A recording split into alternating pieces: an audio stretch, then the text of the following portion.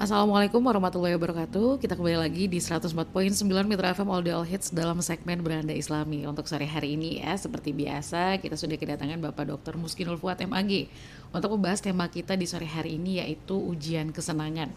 Nah, ujian kesenangan sendiri sebenarnya tidak sedikit yang berpikir kalau kesenangan itu berarti lepas dari ujian, Pak Ustadz. Nah, mungkin di sini Pak Ustadz bisa menjelaskan ujian kesenangan di sini itu berarti termasuk sebagai ujian atau gimana nih dalam pandangan agama kita, agama Islam? Baik, bismillahirrahmanirrahim, Mbak Momo, mitra sekalian. Betul sekali bahwa memang judul ini agak beda barangkali ya. Jadi selama ini kita memahami bahwa ujian itu hanya berupa hal-hal yang menyedihkan. Misalnya sakit itu ujian. Kemudian gagal itu ujian. Betul, Pak Ustadz. Kemiskinan itu ujian. Kemudian kehilangan. Nah, apakah kalau kemudian kita mendapatkan kenikmatan, misalnya mendapatkan harta, kemudian jabatan, kesehatan, bahkan keilmuan atau ilmu, kecerdasan, termasuk pasangan yang baik, keluarga yang baik, termasuk hari ini barangkali yang paling relevan itu popularitas. Betul. Itu apakah itu bukan ujian? Memang ketika kita punya harta, kita relatif senang, happy, tidak sedih. Punya jabatan, dengan jabatan itu banyak orang kemudian mengistimewakan kita, bahkan mungkin keluarga kita. Betul. Ketika kita sehat, kita bisa kemana-mana gitu ya. Ketika kita pinter itu juga ya jadi semakin dikagumi. Mudah hidup ini, semakin dikagumi. Dapat gelar dan seterusnya, itu menyenangkan kan. Atau mungkin dapat pasangan hidup ya. Yang ideal, yang cantik, yang ganteng, keluarga, punya anak dan seterusnya, itu memang menyenangkan semua. Tapi apakah itu bukan ujian?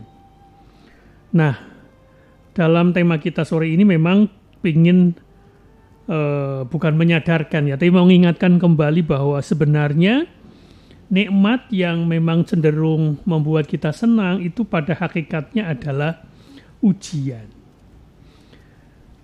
Nah, oleh karena itu kita bisa mulai dari pemahaman bahwa sesungguhnya ujian yang ada dalam kehidupan kita itu ada yang menyenangkan, ada yang tidak menyenangkan. Keberhasilan bisnis itu juga ujian. Sebagaimana kalau ada orang bangkrut. Kalau kita dipuji, Mbak, itu ujian bukan? Bisa jadi ujian. Nah, iya, dipuji, kita itu bisa ujian buat kita loh ya. Apakah kita kemudian jadi lalai gitu, lupa daratan gitu, terbang. Sebagaimana juga kalau kita dicela. Ya kan? Iya. Kemudian tentu saja ini semakin menyadarkan kita bahwasanya jangan sampai kita menganggap bahwa kalau kita sedang diberi yang seneng-seneng itu kita sedang tidak diuji. Pada dasarnya semua itu adalah ujian bagi kita. Karena kita mengaku orang yang beriman.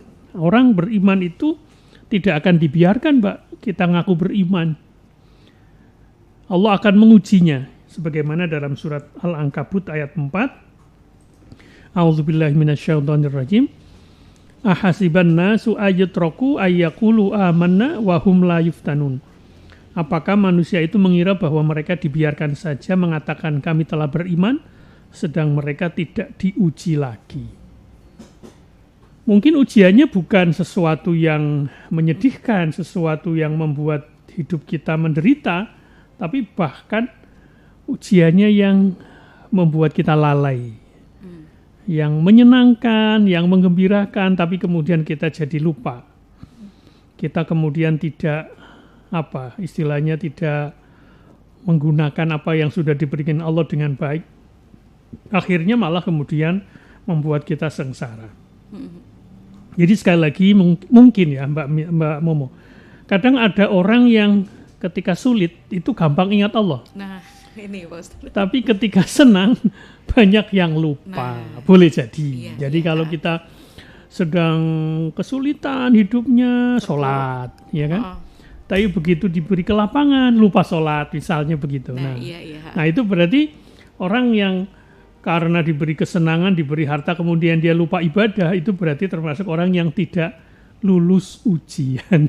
Oh, baik. Jadi sama-sama diuji itu Mbak sebenarnya. Jadi kita jangan kaget, jangan heran kalau kemudian ini sebagai sebuah kaca benggala buat kita. Kalau ada orang diberi kelonggaran, malah kemudian malah cenderung lupa. Hidupnya jadi misalnya jauh dari agama misalnya, kemudian jauh dari keluarga misalnya, dan sebagainya. Mungkin kita tidak bisa bergaul dengan gampang dengan dia misalnya, karena dia sedang terlena. Oleh karena itu perlu kita ingat kembali bahwasanya hal-hal yang menyenangkan, misalnya kalau di Quran itu salah satunya disebut di surat Al-Anfal 28, itu ada 2, harta dan anak. A'udzubillahi minasyaitonirrajim wa'lamu annama amwalukum wa auladukum fitnah. Ketahuilah bahwa hartamu dan anak-anakmu itu hanyalah cobaan. Nah, fitnah di sini maknanya ujian atau cobaan. Nah, itu juga bisa kita sebut ujian yang menyenangkan. Karena siapa sih yang nggak pengen punya harta banyak? Siapa sih nggak punya anak, nggak kepingin punya anak, misalnya begitu. Kemudian juga kalau kemudian tadi kita mengatakan ada dua bentuk ujian yang menyenangkan, itu bisa kita sebut nikmat, ya kan? Nah, yang tidak menyenangkan biasanya kita sebut musibah. Nah, dua-duanya itu sebenarnya sama-sama ujian. Ini bisa kita baca misalnya di surat Al-Anbiya ayat 35. A'udzubillahi minasyaitonirrajim. Wa nabluwannakum bisyarri wal khairi fitnah. Kami menguji kamu dengan keburukan dan kebaikan sebagai cobaan. Keburukan yang dimaksudnya hal-hal yang tidak menyenangkan kita. Sedangkan kebaikan ini maknanya adalah hal-hal yang menyenangkan, termasuk harta itu adalah bagian dari khair di sini. Nah, oleh karena itu, mitra sekalian, kita perlu mewaspadai dalam pengertian bukan kemudian ini sebagai sebuah musuh, bukan ya, tetapi kita harus mencoba memahami dalam kehidupan kita ini. Jadi ketika Allah memberikan kita hal-hal yang menyenangkan, jangan sampai kemudian kita terlena. Dapat nikmat, kemudian malah kita salah memperlakukan nikmat itu. Karena memang kadang-kadang manusia itu kalau sudah melampaui batas itu kadang-kadang kalau sudah merasa cukup dia itu akan melampaui batas. Iya. Nah, itu juga disindir dalam Al-Qur'an, misalnya di surat Al-Alaq ya. Kalla innal insana layadgha ar-ra'ahu istaghna. Sungguh manusia itu benar-benar melampaui batas ketika merasa dirinya cukup. Ketika dia punya duit banyak, nah itu kemudian mungkin dia lupa bersyukur dan akhirnya dia melampaui batas. Dalam hal misalnya menasarufkan dan kemudian mungkin menggunakan harta itu secara salah, misalnya begitu. Nah, itulah mitra sekalian sebuah pengingat buat kita pada dasarnya hal-hal yang menyenangkan, maksud saya itu kadang-kadang tidak kalah bukan bahaya, tapi mungkin tidak kalah untuk perlu kita waspadai. Iya, jangan sampai terkecoh. Jangan sampai kita lupa, jangan sampai kemudian kita tidak menyadari bahwa kadang-kadang manusia itu suka begitu. Karena memang dunia ini kalau dalam hadis itu dikatakan manis dan hijau. Di hadis ternyata ada, Mbak. Jadi kalau kita sering mengatakan kalau orang lihat uang itu matanya jadi hijau, itu ternyata ada hadisnya. Baik. Tapi di sini disebut dunia, tidak hanya uang gitu. Iya. Jadi kadang-kadang kalau di bahasa Jawa itu matanya hijau. Nah, itu ternyata agak mirip tuh. Jadi Allah itu akan menjadikan kita itu pengelola dunia itu yang kelihatan manis dan hijau. Nah, bagaimana kita beramal dengan dunia itu? Ini barangkali menjadi pelajaran buat kita. Ada makna yang tersembunyi dari hadis ini bahwa dunia ini dalam bentuk misalnya perhiasan, uang dan seterusnya, kekuasaan, jabatan dan seterusnya itu memang indah dan menarik. Tapi semua itu adalah sebuah ujian.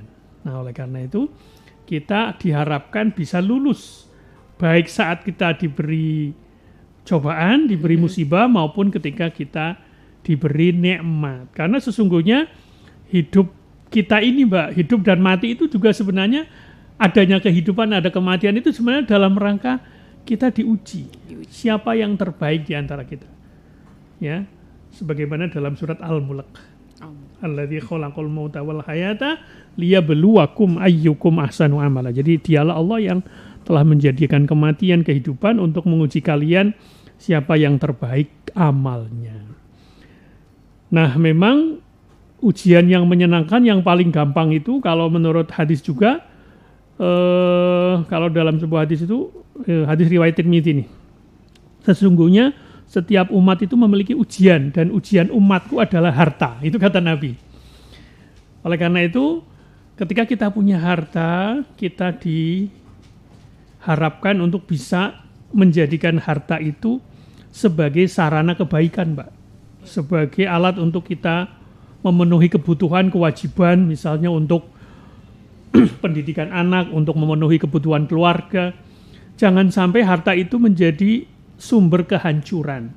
Misalnya karena punya harta, kemudian kita membelanjakan secara berlebihan, foya-foya, mungkin kemudian untuk hal-hal yang negatif, kemudian juga untuk mungkin judi dan seterusnya. Itu berarti harta itu menjadi sebuah kehancuran. Misalnya ini yang sering juga kita saksikan tuh, ada orang dikasih bansos dari pemerintah misalnya. Iya Pak Ustadz. Bukannya untuk memenuhi kebutuhan keluarga malah buat judi. Iya. Malah jadinya kan berarti bansos itu bisa menjadi sumber kehancuran. Iya, dibekukan akhirnya. Nah, ini menurut saya menjadi ya sesuatu yang ya ironis ya di tengah kehidupan kita yang barangkali memang sedang tidak baik-baik saja ekonominya, malah perilakunya seperti itu. Kemudian juga kita bisa berkaca, ada hadis yang menyatakan bahwa ni'matani maghbunun fihima katsiru minan nas as-siha wal farah. Jadi adanya dua ujian ini bisa salah satunya kita pahami dari hadis ini. Ada dua nikmat ternyata, Mbak. Nikmat itu berarti kan apa? Sesuatu yang menyenangkan kan? Iya. Ada dua nikmat, kata Nabi, yang banyak manusia itu tertipu di dalam dua hal ini. Apa itu? Kesehatan dan waktu luang. Kalau kita nggak punya waktu kan suka ngeluh nih. Aduh, waktuku habis ini, 24 jam nggak cukup. Begitu kita punya waktu malah kita bisa tertipu oleh waktu yang kita miliki. Kemudian kesehatan juga. Kesehatan bukan digunakan untuk hal-hal yang baik, untuk hal-hal yang produktif, malah digunakan untuk hal-hal yang sifatnya merusak. Kira-kira begitu. Jadi sekali lagi, sehat dan waktu luang atau kesehatan dan waktu ini adalah kesenangan yang kadang-kadang kita lewatkan. Itu dianggap bukan ujian, padahal itu ujian. Jadi sebagaimana sakit, sehat itu juga ujian, Mbak. Oleh karena itu, mitra sekalian, kita harus bisa memanfaatkan dengan baik.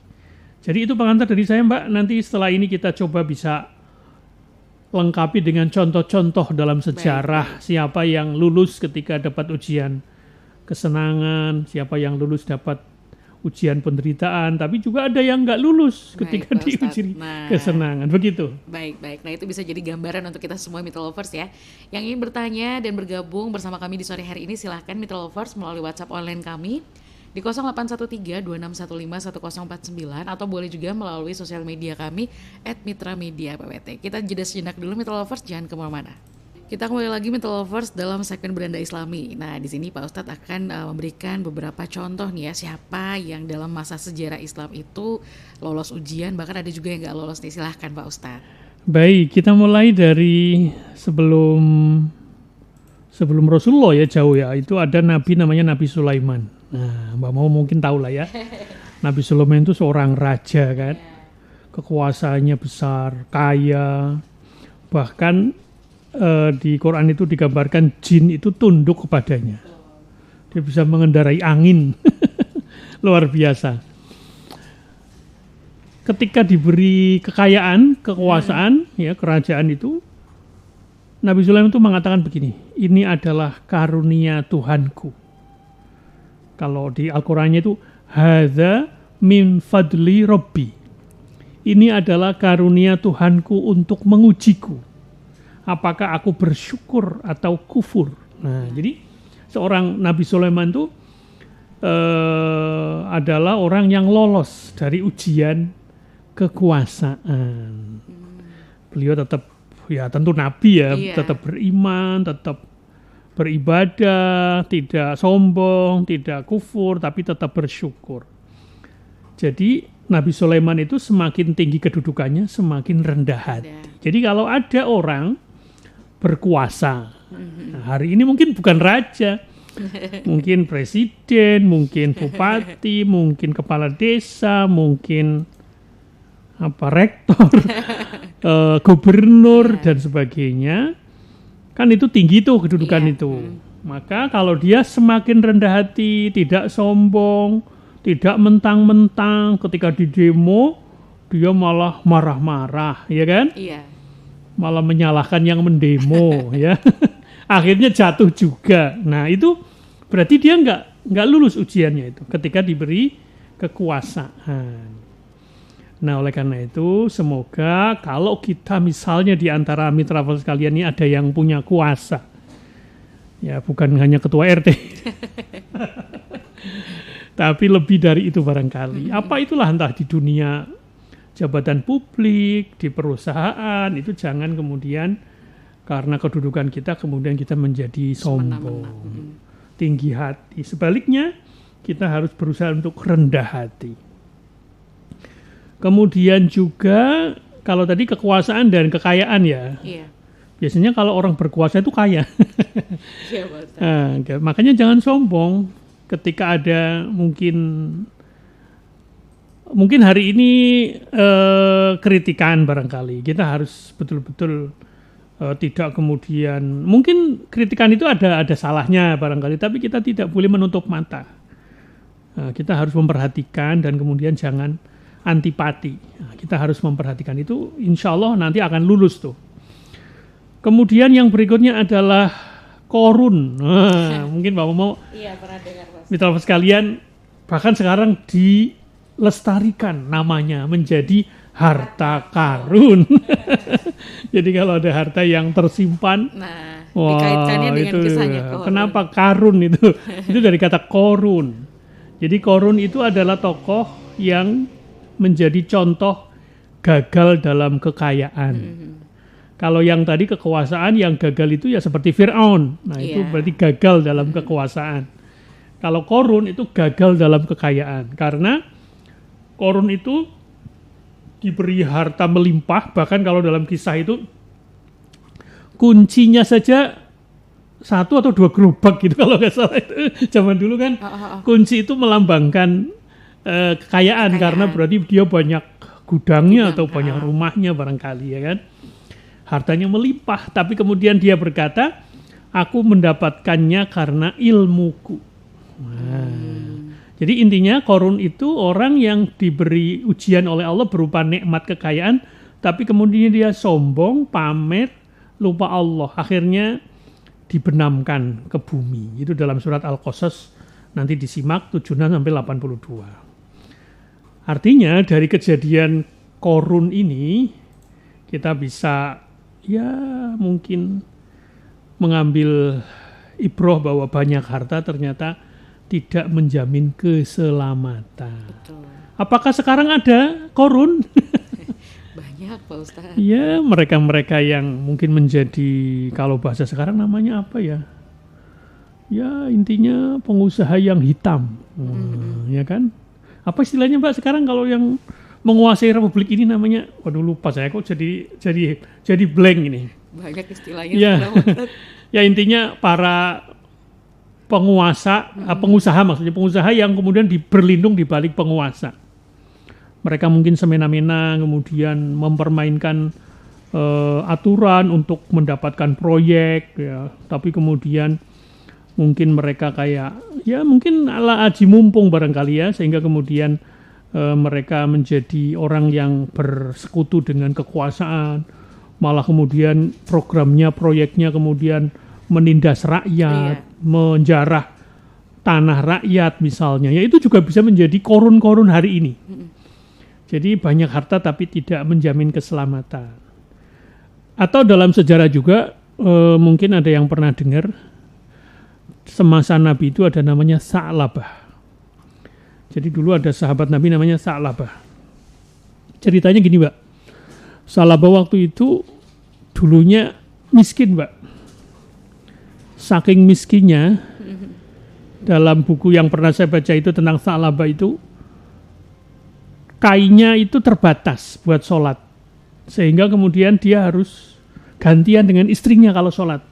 Karena kainnya terbatas. Kalau perempuan kan harus nutup banyak ya, itu karena kainnya kurang. Akhirnya kan dalam buku itu diceritakan Sa'labah itu kalau habis sholat jamaah itu cepat-cepat pulang. Ditanya, karena dia ternyata kainnya terbatas sehingga mau gantian sholat dengan istrinya.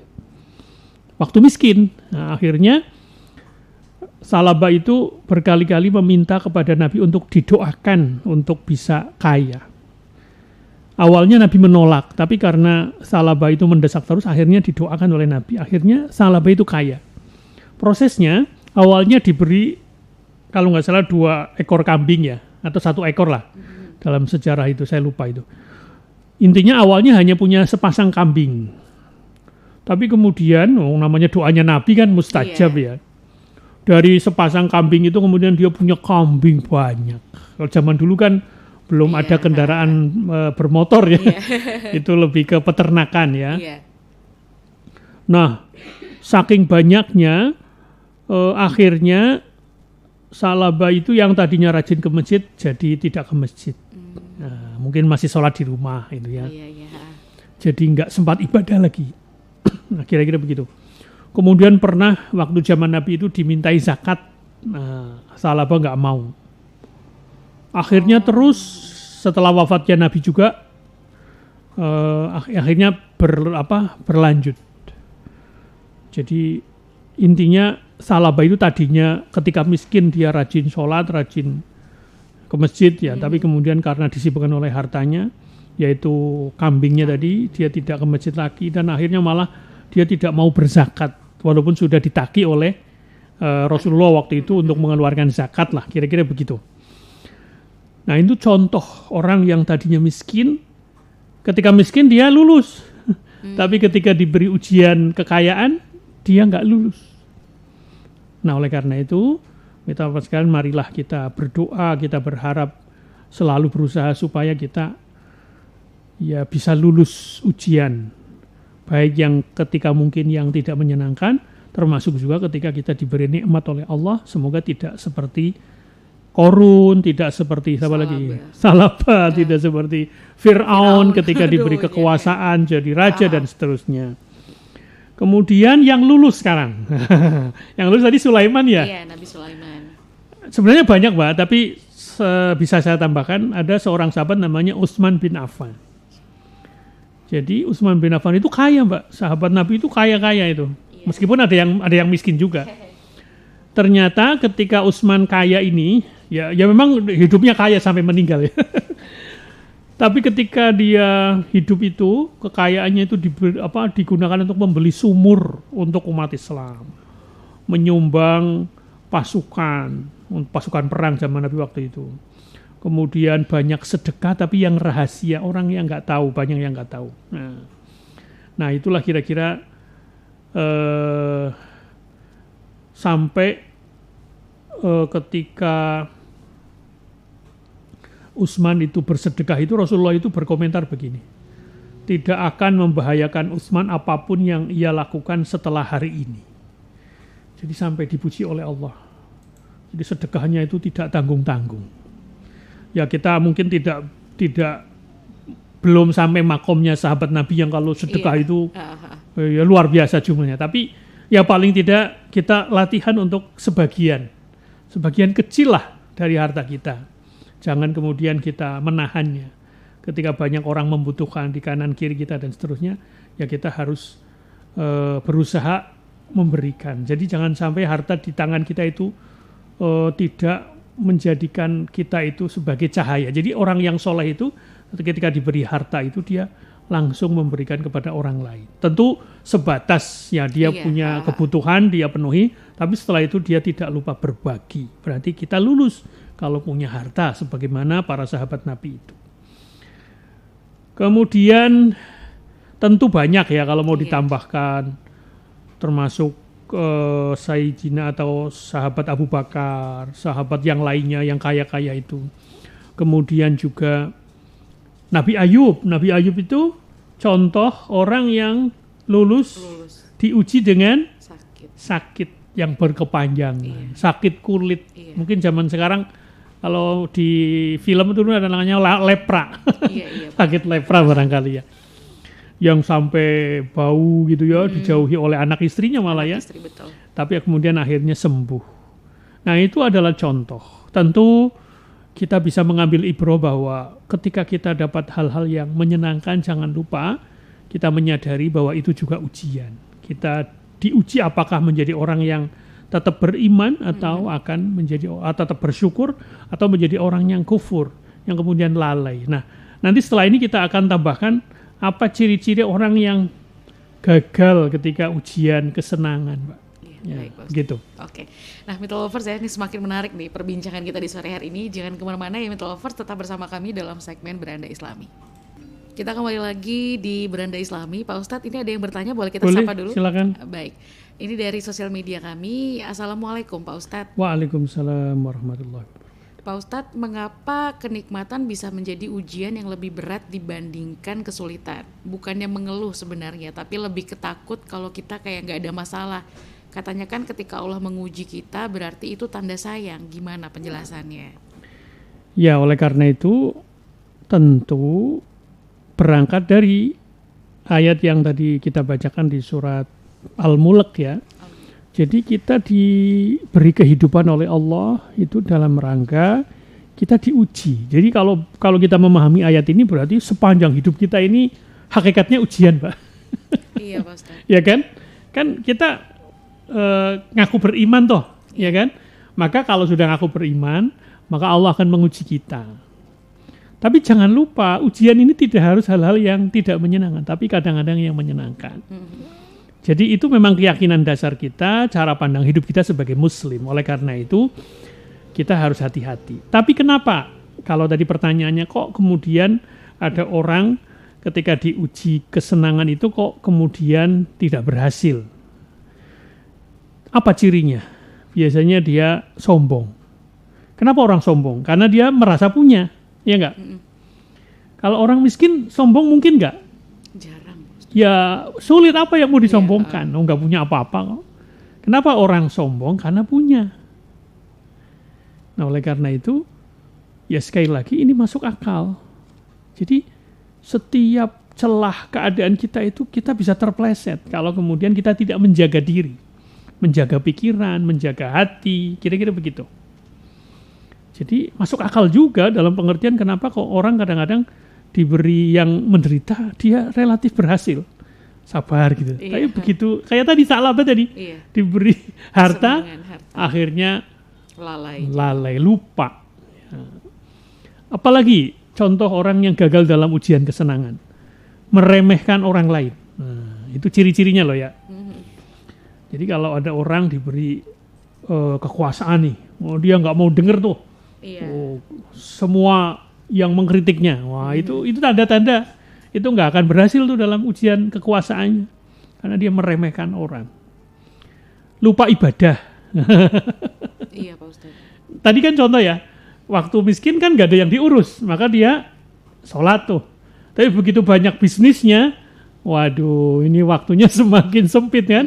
Akhirnya dia gampang meninggalkan sholatnya misalnya, begitu. Iya, Pak Ustadz. Ya memang setan itu masuk lewat, ya itu hal-hal yang menyenangkan itu. Kita kadang memang terlena dengan hal-hal yang menyenangkan, Pak. Kemudian dia akan disibukkan oleh dunia yang dia dapat dari Allah itu. Harta, kekuasaan tadi, uang dan sebagainya. Dia sibuk terus itu. Mungkin dia nggak punya waktu untuk bersilaturahim, nggak punya waktu ngobrol gitu ya. Barangkali seperti itu. Nah kita harus hati-hati. Kemudian dia pelit. Orang miskin pelit. Apa yang mau dipelit ya? Nggak punya apa-apa kok.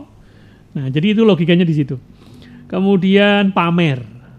Ini ciri-ciri orang yang gagal ketika diberi kesenangan atau kenikmatan. Riak lah bahasa kita. Nah kalau orang nggak punya harta, apa yang mau dipamerin? Paling dia pinjem. Iya, Pak Ustadz. Pinjem pamer kan bisa jadi kan. Banyak sekarang. Tapi umumnya orang yang punya biasanya yang pamer. Memang ya tidak menutup kemungkinan ada orang yang tidak terlalu kaya tapi gengsian dan suka pamer, tapi dengan cara menipu. Membangun citra. Iya. Dengan tadi minjem, cumi ya, cuma minjem. Atau dia membanggakan orang tuanya misalnya. Tapi jangan lupa, insya Allah kita bisa juga diuji oleh Allah, nikmat, seneng. Kayak tadi, tokoh-tokoh tadi yang kita ceritakan, tapi lulus. Gimana biar kita lulus? Cirinya apa? Menjaga supaya kita tetap bersyukur. Jadi, ketika kita dapat nikmat itu, usahakan kita menyadari, ini nikmat ini dari siapa? Kita mengakui dengan lisan, alhamdulillah, dengan hati, ini dari Allah, dan kemudian dengan perbuatan. Kita gunakan nikmat itu untuk sesuai dengan peruntukannya. Kita gunakan untuk kebaikan, kita berbagi kepada orang, itulah bersyukur sebenarnya. Kemudian tetap rajin ibadah. Jadi kalau ada orang diberi kekuasaan, diberi harta, tapi kok tetap ibadah, itu berarti ciri-ciri yang berhasil. Sampai kapan? Ya sampai dia mati. Walaupun dia sekarang diberi nikmat, kemudian dia sholat, begitu mau mati dia nggak sholat, ya berarti ya cirinya hilang. Nah kira-kira begitu. Itulah PR kita, Mbak. Iya, selama hidup kita itu harus begitu kita itu. Kemudian usahakan tetap dermawan, berbagi. Jadi orang yang diberi kesenangan kok tetap dermawan, mau berbagi, mau memberi. Itu ciri ujian kesenangan yang berhasil, lulus dia. Terus kita menjadi orang yang semakin bermanfaat, Mbak. Mungkin dalam arti begini, kita mungkin diberi kekayaan. Mungkin kita sholat malamnya kurang, sholat sunnahnya kurang, tapi kita semakin bermanfaat dengan ilmu kita, dengan harta kita, untuk orang-orang banyak. Nah itu gimana tuh Pak Ustadz? Ya usahakan, gunakan apa yang kita miliki untuk kebaikan banyak orang. Entah itu dengan wakaf, entah itu dengan zakat, entah itu dengan sedekah, entah itu dengan amal dalam pengertian membangun sebuah gerakan. Nah, tapi dia nyontoni. Nah, itu namanya semakin bermanfaat. Tidak silau terhadap dunia. Ya tetap, ya kita tentu pinginnya nikmat terus kan ya. Tapi kemudian kita tidak dalam pengertian mengejar-ngejar dunia itu sampai berlebihan sehingga kemudian kita kayak melupakan tadi prinsip-prinsip kejujuran, prinsip-prinsip kebenaran. Itu kan silau terhadap dunia atau kekuasaan. Itulah menurut saya. Memang logis, memang ujian kesenangan itu kadang-kadang melenakan. Betul. Kalau orang diberi kesusahan, barangkali lah ya, kenapa kok banyak yang begitu? Dia berhasil, karena itu kadang-kadang dia lebih waspada kalau misalnya kita naik mobil nih Mbak, naik motor di jalan yang agak berkelok-kelok. Iya. Ya kan? Jalannya agak licin, kita hati-hati kan? Betul. Tapi begitu di jalan yang lurus, lempeng, ngantuk dia, akhirnya bles. Iya betul. Iya kan? Iya. Yo itu kalau kita misalnya membandingkan nih, kalau kita menghadapi jalan tuh yang jelek, kita akan lebih hati-hati kan? Ya kan, belok-belok gitu kan, jalannya kasar, kita hati-hati. Tapi begitu dapat jalan yang mulus, kita terlena, akhirnya malah bisa kecelakaan. Kadang-kadang begitu, barangkali ini perumpamaan yang ya tidak pas betul, tapi menurut saya bisa kita pakai, begitu Mbak. Oke, baik. Kita lanjutkan ya Mbak. Baik Pak Ustadz, silakan Pak Jadi sekali lagi, dari ciri-ciri tadi, baik yang gagal maupun yang berhasil, tentu saja kalau kita mendapatkan ujian kesenangan. Kalau yang tidak menyenangkan, tentu kita bersabar ya, menderita. Kalau penderitaan itu kan berarti kita harus sabar. Tapi kalau ujian yang berupa nikmat, tentu saja yang pertama, cara menghadapinya itu satu bersyukur. Selalu dijaga rasa syukur itu. La in syakartum la azidannakum. Surat Ibrahim ayat 7. Jika kalian bersyukur maka pasti aku tambah. Tapi ingat, bersyukur itu bukan cuma alhamdulillah. Bukan, ya. tapi termasuk juga menggunakan apa yang kita dapat dari Allah itu untuk peruntukannya. Entah itu diberikan kepada orang, termasuk digunakan di jalan Allah dan seterusnya, tidak disalahgunakan, misalnya begitu. Kemudian jangan lupa sisihkan, kalau itu sebuah harta ya, Iya. sisihkan untuk sedekah. Supaya harta itu tidak membelenggu hati kita. Maka sering ada ungkapan, letakkan harta di tangan, jangan di hati. Pernah dengar kan? Kalau di tangan tuh kayak nggak terlalu membelenggu hati kita kan, gampang kasihkan di tangan. Tapi kalau di hati berat tuh. Itu sebenarnya sebuah ungkapan sebenarnya yang ingin mempermudah supaya kita jangan terlalu terikat banget dengan harta yang kita miliki. Karena itu semuanya titipan yang amanah dari Allah. Tips berikutnya, usahakan tetap beribadah. Tetap dekat dengan Allah saat senang. Jangan cuma pas kita sedih, butuh. Jadi kita pun harus merasa butuh saat kita senang. Baik. Gimana caranya itu? Jadi jangan hanya ingat Allah ketika susah, tapi jaga zikir kita, ingat kita kepada Allah saat kita senang. Nah, kemudian selalu muhasabah, mempertanyakan kepada diri kita, kira-kira nikmat ini itu menjauhkan atau mendekatkan kita kepada Allah. Kalau nikmat ini jadi menjauhkan, itu berarti ya kita punya ciri-ciri kegagalan dalam menghadapi ujian kesenangan. Jadi ini kira-kira apa bahasanya ya? Ya kayak selalu waspada dengan hati kita. Nah, sehingga kemudian kita menjadi orang yang kalaupun diberi ujian kekayaan, kekuasaan itu tidak kemudian membuat kita jatuh ke dalam jurang. Kira-kira begitu, apalagi nanti di akhirat. Begitu Mbak, tambahan dari saya. Baik. Nah, Mitra Lovers, nanti akan kita lanjutkan lagi ya. Jangan kemana-mana, kita jeda sejenak untuk commercial break dulu. Nah, baik Pak Ustadz. Mungkin sebelum kesimpulan Pak Ustadz, ada pertanyaan terakhir ya, yang masuk. Silakan. Apakah kesenangan yang terus-menerus itu bisa menjadi indikasi atau tanda istidraj nih? Gimana Pak Ustadz? Kalau istidraj itu namanya. Istidraj, iya. Dulu kayaknya pernah ada yang tanya. Ada. Jadi, istidraj itu begini, ketika orang diberi kesenangan, diberi nikmat, tapi dia jauh dari Allah. Misalnya kita seringnya, itu orang nggak sholat tapi kok hidupnya lancar-lancar saja ya. Iya nggak? Iya. Nah, kalau ada orang yang jauh dari Allah, nggak pernah beribadah, diberi sehat terus, diberi nikmat terus, nah itu boleh jadi itu istidraj. Tapi kita nggak boleh menuduh begitu. Baik, itu untuk kita saja. Nah, itu sebuah pelajaran. Tapi kalau ada orang yang sholat, rajin gitu kok nggak diberi nikmat yang semudah orang yang nggak sholat. Nah, itu namanya ujian. Ya, istidraj itu juga ketika diberi orang nikmat terus itu ujian juga, ya kan? Ternyata dia nggak lulus kan? Iya. Dia nggak ingat siapa yang memberi kan? Baik. Jadi orang yang dapat istidraj itu artinya kan kalau dalam bahasa kita itu dibiarkan oleh Allah kan, tidak disapa, tidak disayang ya kan? Tapi diberi kesenangan terus. Ya enggak? Nah, itu barangkali itu pemahamannya. Jadi salah satu ciri istidraj itu kalau orang hidupnya senang terus, sehat terus, tapi dia nggak pernah ibadah, nggak pernah dekat dengan Allah, gitu barangkali ya. Kalau kelihatannya malah dikasih sehat terus, nah itu istidraj namanya.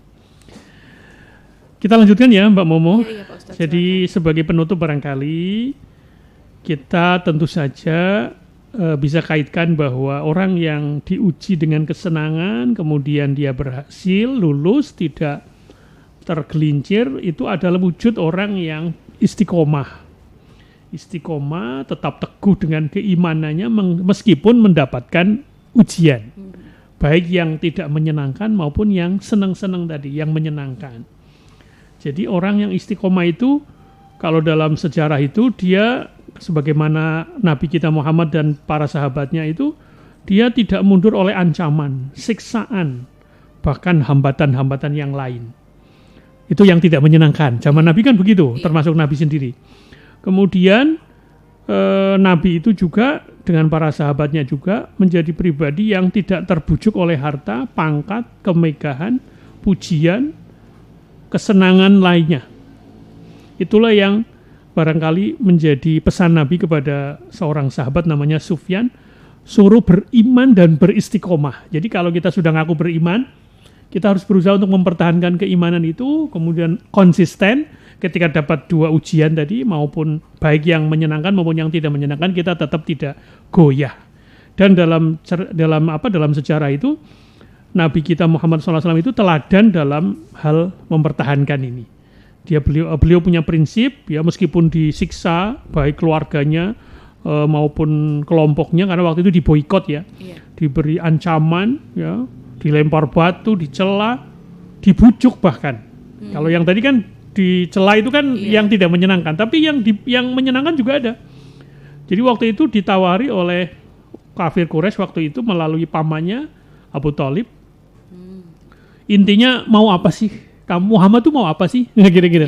Mau wanita, mau harta, mau tahta bahasa sekarang ya. Karena kalau pria berarti godaannya wanita, tahta, harta. Kalau perempuan ya godaannya ya pria, tahta, harta. Barangkali seperti itu. Itu sekedar untuk mempermudah saja. Jadi waktu itu Nabi itu kan diberi tawaran begitu. Mau berkuasa, mau wanita yang cantik, mau harta. Jawaban Nabi itu begini.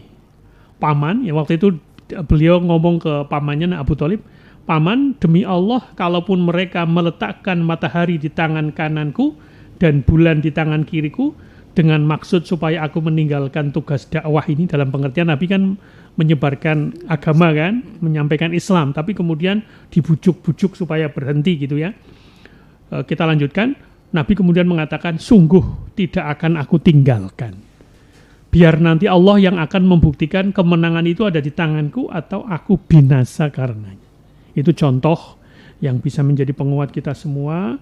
Kita harus menjadi pribadi yang konsisten. Memang ini berat, luar biasa. Di zaman ini juga tidak kalah berat. Tetapi tentu saja dengan doa, dengan usaha yang kuat, dengan ikhtiar, dengan tawakal kepada Allah. Semoga kalaupun kita diberi ujian-ujian yang sifatnya menyenangkan, kita tetap berhasil menjalaninya. Demikian, semoga bermanfaat. Wassalamualaikum warahmatullahi wabarakatuh. Waalaikumsalam warahmatullahi wabarakatuh. Nah, Meet Lovers, luar biasa sekali ya untuk tema kita di sore hari ini. Dan buat kalian mungkin yang takut ketinggalan dengan tema sebelumnya, jangan lupa untuk kunjungi juga kanal YouTube dari Fakultas Dakwah UIN Saizu Purwokerto. Di situ semuanya lengkap ya, tema Beranda Islami sebelumnya. Untuk hari ini Beranda Islami sekian dulu Meet Lovers, tapi tetap bersama kami di Radio Mitra FM Purwokerto.